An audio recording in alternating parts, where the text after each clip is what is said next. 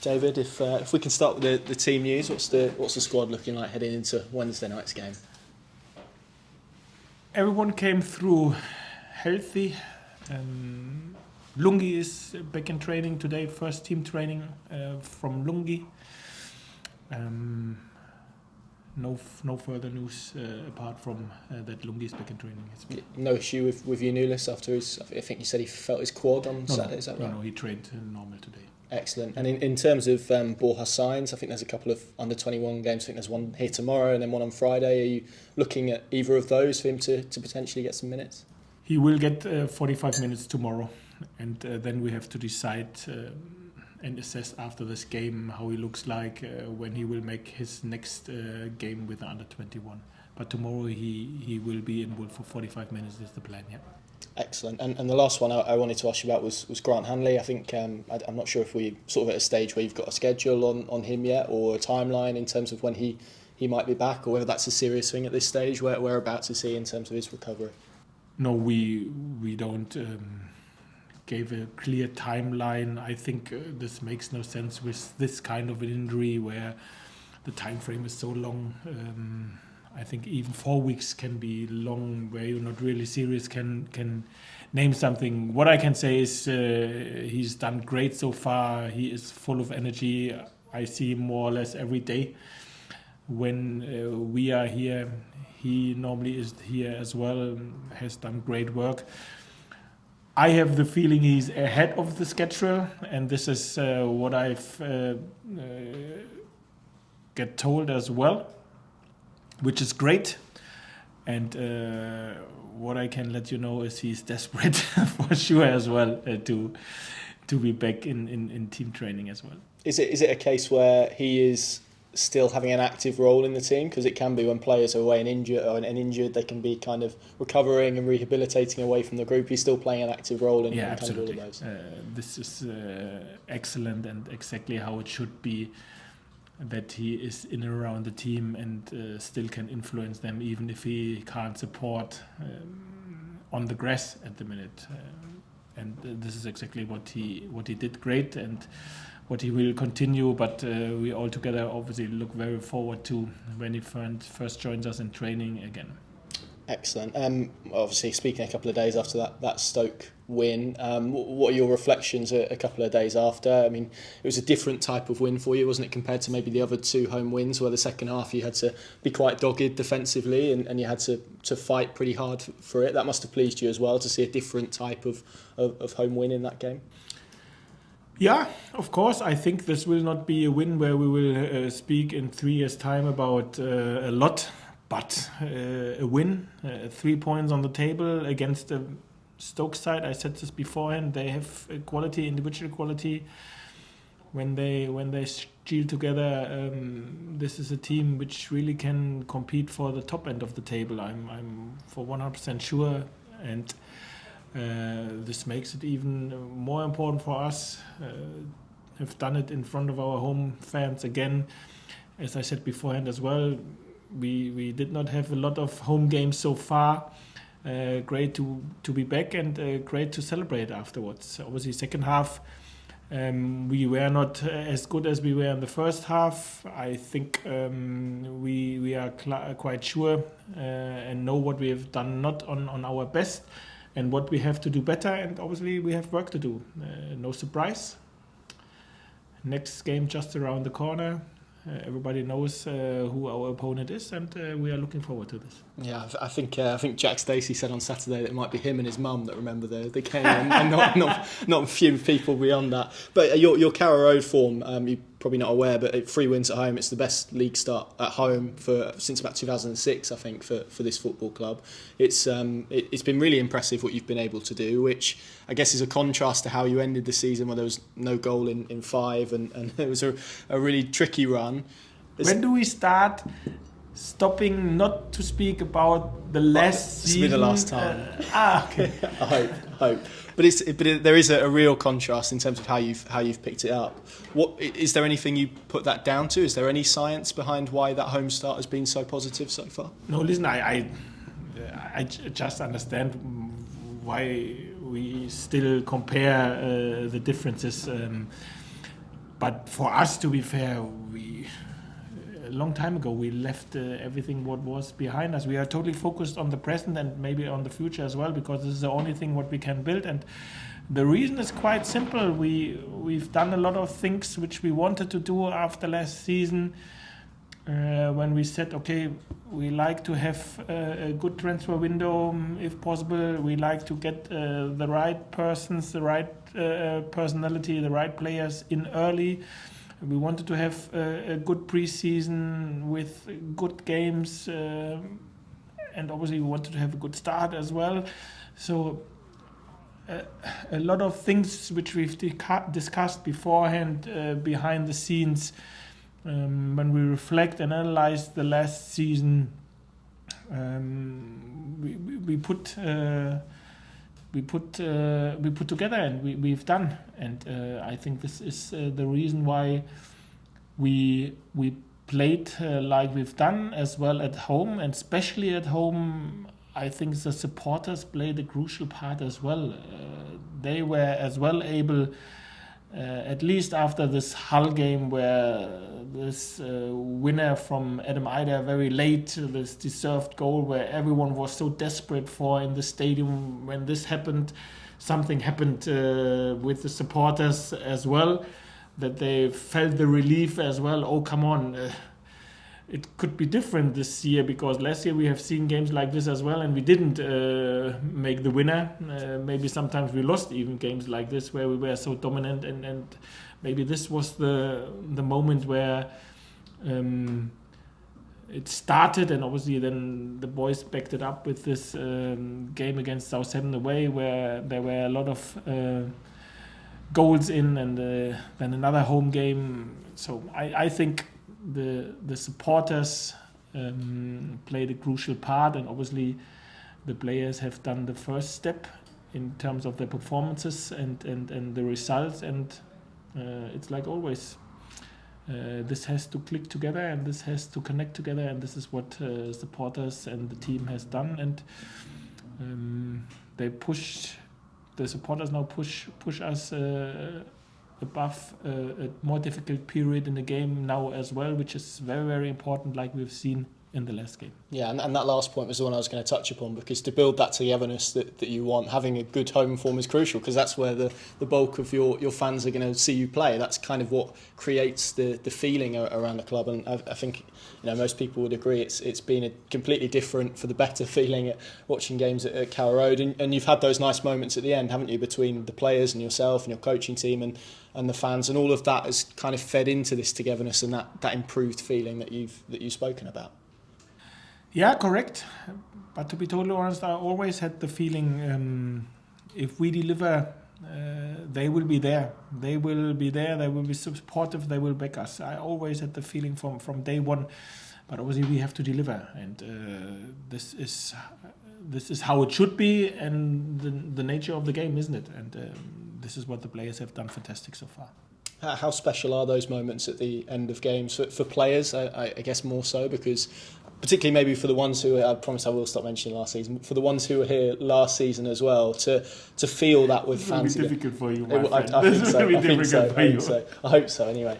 But that moment at the end of games, I think fans have appreciated that. I'm sure the players have as well. It does feel like that connection is back, I guess.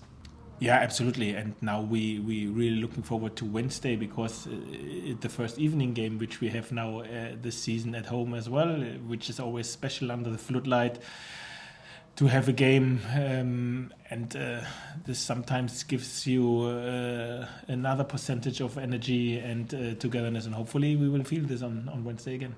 Yeah, it's Saturday started what is a really hectic schedule between now and the October international break. I think it's 6 games in 19 games. This is a proper championship run, isn't it? How do you feel about these runs? Because obviously fixture congestion can go both ways for coaches. You get some coaches who maybe don't enjoy it so much and would prefer that kind of training time. I think you strike me as somebody who will prefer having a game quite regularly. Yeah, if you have a schedule like this, I love it. Because you have,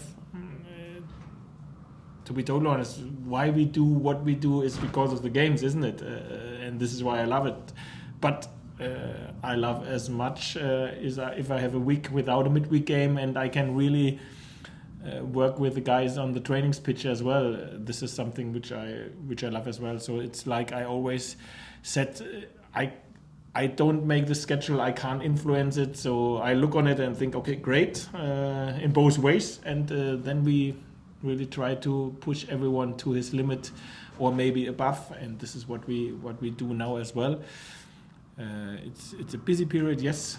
Luckily, we have not too many injury concerns at the minute. Fingers crossed, touch wood, this continues. And this means we can and we will use everyone. We will have changes in the squad. We will have changes in the starting 11. It can be that someone who isn't in the squad can start the next game. Someone who score will not start the next game. It's so important that we all together understand and be focused on the next game, and everyone give the energy into this game as a starter, non-starter, finisher when he comes on. This is irrelevant because we have now a period which means everyone will get used. Yeah, and that was something I was going to mention in terms of the management of the squad. I guess during a run like this, you have to be more wary of that, and when certain players probably need a rest or if they need to be taken off in games, and you've kind of got more tools to do that now as a coach, haven't you, with the 5 subs? You can name 9 on the bench. It feels like you can probably utilise your squad a lot better now than perhaps was the case 4 or 5 years ago at this level. Yeah, absolutely. So this is something what I for sure prefer, if I have the squad together and give everyone the rest when we think it's needed, give everyone the starting shirt when we think it makes sense because of tactical situations where we think maybe this player suits against this opponent a little bit more, and if you have different options, obviously you can use them, and when you are limited, and we had situations like this as well in the past, it's always very, very difficult, and in a situation like this, I prefer for sure to have more options. Do you find in a period like this you have to go more for kind of video work in terms of the split? Because obviously a lot of the physical load, I would imagine, will be recovery based when you have a schedule like this. Do you find yourself having to spend more time in the analysis rooms and that type of thing? Yeah, this is for sure the case. A lot of the messages you get across in the analysis meeting rooms, in the individual meetings, which are mostly video based as well as in meetings where different groups of defenders, strikers, wide players, whoever meet with us in the meeting room as well.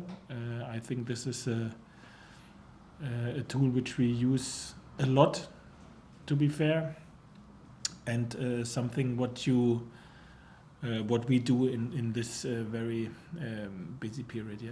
We spoke about Grant Hanley a little bit earlier. I mean, a defender I did want to ask you out was Ben Gibson. What have you made of kind of his performances so far this season? Because it feels to me maybe Shane Duffy's got quite a lot of praise, and obviously he's new and shiny, isn't he? And maybe people can look past him. Do you think Ben Gibson's performances have gone under the radar to an extent as to how good he's been? First and foremost, I can say that Duff deserves all the credit which he gets, but especially last game against Stoke, Gibbo was outstanding. This was, since I'm here, his best performance by miles. He looked like a defender who plays football and not a footballer who plays a defender, and this was top. And I said this to him as well after the game, and this is exactly how it should be, and this is exactly the benchmark which he has shown against a very good striker. Listen, Wesley is a Brazilian international, and this is where I really am excited to looking forward to see how he further improves, even if he is in a good age, not the youngest, in a good age, but you have seen and I've seen that there is a lot of space for improvement, and I'm very happy for him that he put a performance together like he has done against Stoke. Yes, it's interesting what you spoke about there, because I think when people speak about Ben as a footballer, they speak about his passing range and how impressive he is as a ball-playing defender. But for you, it's striking that balance, isn't it? You still want those defensive capabilities to be there and still be really strong. Yeah, this is why defender called defender and not a playmaker. This is what at first counts. Yeah, absolutely. In terms of Leicester, I think since they've been relegated in May, they've been kind of pipped by everybody to be one of the favourites in the division. You referenced, I think, before the Stoke game that was maybe your toughest test since Southampton. Is this the toughest test of the season in terms of facing Leicester on Wednesday night? Yeah, I think this is not a secret. So they will get promoted. So this is not a secret as well. So I even don't know if you can bet on them. Probably not. So this is quite easy. This is the biggest test which we face in this season. A home and away, a one which we really looking forward to, and where we are excited about, and where we like to be the most uncomfortable opponent Leicester can think they can face. This is our aim, to make this evening for them the most uncomfortable evening that they faced in this season, and this is what we try. We need everyone, and if I say everyone, I mean everyone in the stadium, especially on the stands as well. If this is not there, it's nearly impossible. If it's there, nobody knows it's football, and in football, a lot of things can happen. We are excited about this game, and we are really happy to see them on Wednesday night. We've obviously been speaking. Yeah, of course. We've been speaking a lot, obviously, about the progress that you as a team have made. Is this the type of game where you learn about how much progress you've made as a team because of the calibre opponent, and you learn about kind of the steps that you've taken so far? Now, listen, after this game, it isn't over. It will continue, and progress isn't over after 6 weeks or after, I don't know. How many games? 8 games. Then it will continue, but it is a test, an opponent where everybody knows, and we know as well. Don't get me wrong. This is top all over the park in all departments. They are top class. It's a very, very good side, Premier League side, which we faced quite early, and. This means as well we can't influence when we face them, and we take it on the chin, and we are looking forward to this big challenge which is ahead of us. Thanks, David. Thanks, Connor.